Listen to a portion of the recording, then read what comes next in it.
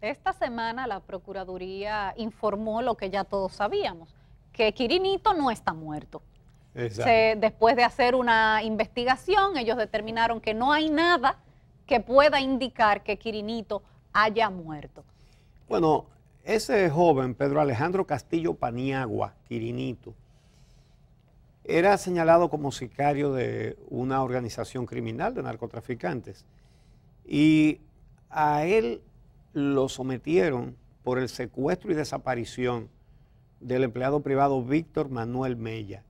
Nunca se llegó a nada con ese caso, pero el hombre no apareció. Pero luego, el 10 de septiembre del 2009, Quirinito asesina de muchísimos disparos al español Gustavo Adolfo Cervantes, alias Waikiki, que era residente aquí y que parece haber estado ligado a esos grupos. Le atribuyen otras muertes, pero esa se la probaron. Y recuerdo que escondieron el arma homicida en una casita rural de la provincia de Monseñor Noel, y allá fueron las autoridades y la encontraron, la rescataron. El caso fue bien instrumentado, fue sometido y fue condenado en el 2010, en abril del 2010, a 30 años de prisión. Sí, a pena máxima. Entonces, el majarete comenzó a hacerse en el 2016. El 20 de noviembre le llevan un certificado médico al juez de ejecución de la pena de San Cristóbal, donde dice que él sufre de hipertensión arterial. Hipertensión arterial sufre una gran parte de la población dominicana. Y entre los presos debe ser mayor la incidencia. Y como dijo el doctor Federico Núñez, director de Secanot, si fueran a liberar a todos los que tengan hipertensión, se iría la mitad de los presos para la calle. Pero hay varios datos interesantes con ese certificado de que él sufría de hipertensión. Y es que el director de Secanot, cuando lo vio en la prensa, que era él que había firmado ese diagnóstico, dijo: yo nunca he visto a ese individuo, ni nunca lo he examinado, ni he dado ninguna certificación. Y él voluntariamente se presentó a la Procuraduría y dijo: ahí me está mencionando en la prensa y yo vengo a averiguar de qué se trata. Dice: sí, aquí figura que usted le dio a Quirinito un certificado de que él sufría de hipertensión arterial. Búsquenlo. Y cuando lo buscan, dice: mírenlo ahí. Ese certificado se lo di yo a la mamá de él, a la señora Mónica Paniagua Ramón.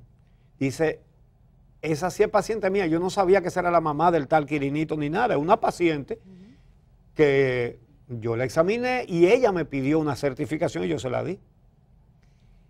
Pero lo grande es que ni siquiera adulteraron el acta de nacimiento, no le cambiaron el nombre. Se lo dejaron Mónica Paniagua Ramón. Y lo presentaron como que ese era Quirinito, que sufría de hipertensión. Pero bueno, el juez de ejecución de la pena de San Cristóbal admitió eso. Lo admitió. Es decir, que ahí comienza. Todo esto revela la participación de mucha gente, porque fue una trama complicada, larga, que tiene que haber contado con la participación de mucha gente y tiene que haber sido muy costoso. Mira, lo primero es que él consiguió que le rebajaran la condena de 30 a 20 años. Sí. Después que lo trasladaran a San Francisco de Macorís, porque era en Najayo donde él estaba cumpliendo la condena. Y consiguió que lo trasladaran a San Francisco de Macorís, supuestamente para estar cerca de su familia, que sus padres no viven en San Francisco de Macorís. No. Entonces, la que lo había representado en esa apelación, la abogada, se casa con él en el 2016, estando él condenado. Pero déjame darte un detallito sobre lo que tú acabas de mencionar, en el sentido de que dijeron, el juez de ejecución de la pena de San Cristóbal, de Jesús Núñez, lo envía porque está enfermo. Bueno, ya después cuando le diagnosticaron cáncer en la lengua, que eso no es mortal, lo manda a San Francisco de Macorís diciendo que los padres de él allá es que viven, para que él siga un procedimiento, un tratamiento para retrasar su muerte, es decir, daba la muerte por segura y esté cerca de sus padres, pero ellos no vivían allá. Es decir, ningún ministerio público, nadie se interesó en el mismo modelo nuevo modelo penitenciario. Ajá, él está así, vamos a verlo y vamos a conversar con el médico porque no estamos hablando de que él está acusado de violar un semáforo, es de un asesinato, de un hecho de sangre gravísimo. No, nadie se molestó. No, ahí vino un papel que dice que él está enfermo. Exacto, a los jueces le llevan papeles y ellos los dan por bueno y válido sin investigar. Exactamente. Mira, la Procuraduría suspendió esta semana a Willy de Jesús, al juez Willy de Jesús de San Cristóbal y a la jueza Aleida Jiménez Acosta de San Francisco de Macorís, la que le varió la prisión por prisión domiciliaria. También el Ministerio Público anunció la suspensión del médico legista que certificó la muerte de Quirinito, pero falta mucha gente en esta cadena. Y el fiscal que no se opuso al traslado y el otro fiscal que no se opuso a la prisión domiciliaria. De eso no han anunciado nada todavía, hasta este momento. Pero la jueza de San Francisco de Macorís, Aleida Jiménez Acosta, se defendió de las acusaciones, se mostró sorprendida por su suspensión y vamos a ver lo que dijo. La jueza del Tribunal de Ejecución de la Pena del Departamento Judicial de Duarte, Aleida Jiménez Acosta, defendió su honorabilidad al ser suspendida de sus funciones por su supuesta vinculación en el caso de Pedro Alejandro Castillo Paniagua, alias Quirinito, tras haber variado la condena a prisión domiciliaria por los padecimientos de salud del recluso que supuestamente fingió su muerte con ayuda de autoridades que certificaron su defunción en su vivienda. Tengo 3 certificados médicos por 3 instituciones que avalaban que él tenía un carcinoma agudo, que tiene una enfermedad terminal. La magistrada asegura acogió el pedimento del Ministerio Público de prisión domiciliaria por el diagnóstico médico que le fue presentado y que supuestamente comprobaba el padecimiento de una enfermedad terminal, cáncer en la lengua. Nosotros no somos médicos. Nosotros tenemos que avalar lo que digan los médicos o creer más bien en lo que han dicho los médicos. Quirinito, según cuenta la jueza, llegaba a cada audiencia en silla de ruedas con un tanque de oxígeno y aparente decaimiento.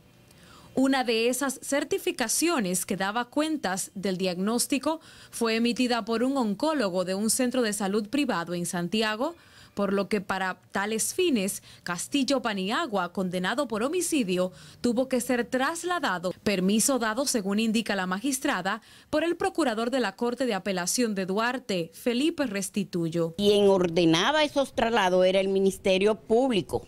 ¿Con quién? Cuando lo vi, porque están en la sentencia. Esos permisos están de traslado hacia la ciudad de Santiago. No fui yo que lo di. Es mi competencia, pero no fui yo que la di. ¿Pero quiénes los daban? El Ministerio Público, Felipe Restituyo, hay 3 firmadas por él. Jiménez Acosta dice estar sorprendida por su suspensión, de la que se enteró en los medios de comunicación. Asegura que en los 47 años de ejercicio que cumplirá el mes próximo, nunca se había visto involucrada en un caso similar.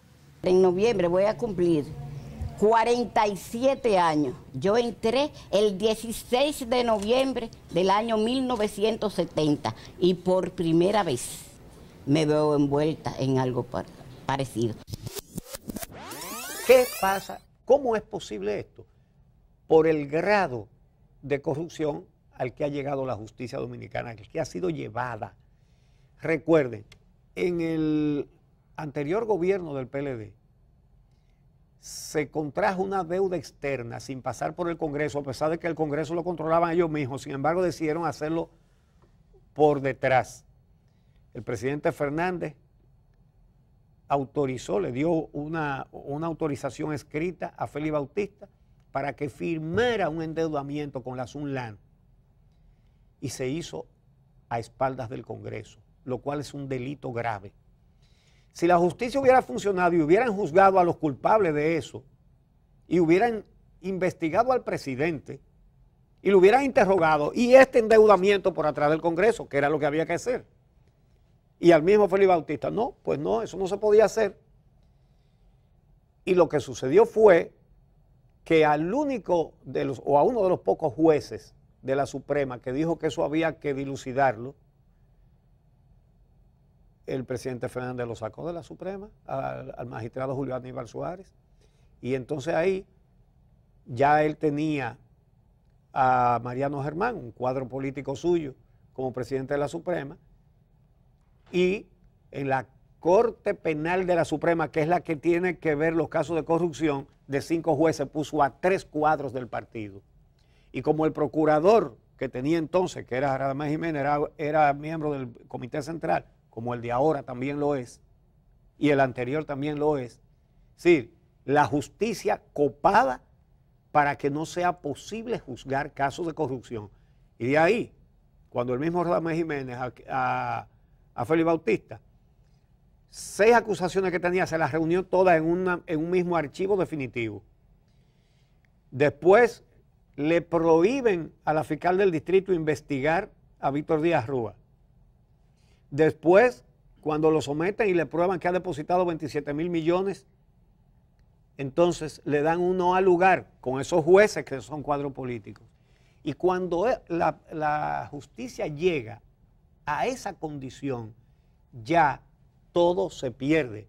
Pero más reciente. Porque ningún juez que quiera cogerle cuarto a narcotraficantes, a asesinos, a corruptos, se detiene. ¿Por qué? Hay muchos jueces serios, pero el que no lo es, dice, a mí no me pueden decir nada. Pero más porque ¿con qué calidad moral me van a decir a mí que eso está mal hecho? Más reciente es el caso de la jueza Wilda Reyes y el juez Arias Valera, que fueron separados de la judicatura, pero los que les daban la orden a ellos no han caído. El que le dio el dinero a Wilda Reyes Beltré tampoco ha caído, porque se probó que hubo un soborno que llegó hasta la mesa del presidente de la Suprema, ese dinero. Y el dinero se desapareció, nunca sometieron al que le entregó ese dinero ni nada. Ella llevó los 300 al despacho del presidente de la Suprema, los 350,000 pesos que le dieron para que libertara a Erickson de los Santos. El regidor. El regidor del PRD. Acusado de sicariato. Acusado de 8 asesinatos. Sí. Y lo llevó, ¿verdad? La mandaron con 2 miembros del Poder Judicial a buscarlo a su casa y ella fue y lo llevó. Ahí está el dinero. Le tomaron fotos, lo contaron, levantaron un acta de esa. Y después de que hicieron todo eso, le entregaron el dinero para que se lo llevara. Es decir, y más nunca apareció. ¿Qué juez del mundo le devuelve el cuerpo del delito a un imputado?